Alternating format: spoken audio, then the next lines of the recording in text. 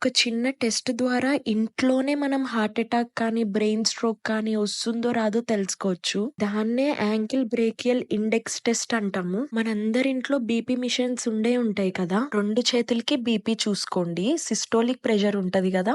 అది ఏ చేతికి ఎక్కువగా వస్తుందో రాసి పెట్టుకోండి. ఇప్పుడు 2 కాళ్ళకి బీపీ చూసుకోండి.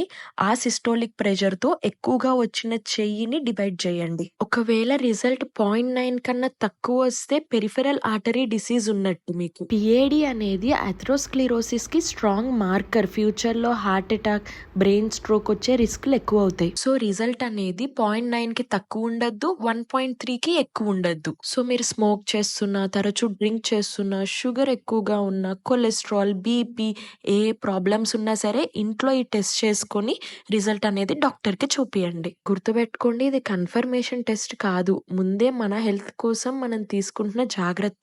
అవును, మీ ఫ్యామిలీ డాక్టర్ ని ఫాలో చేయకపోతే ఎలా? Follow for more. Take care. By.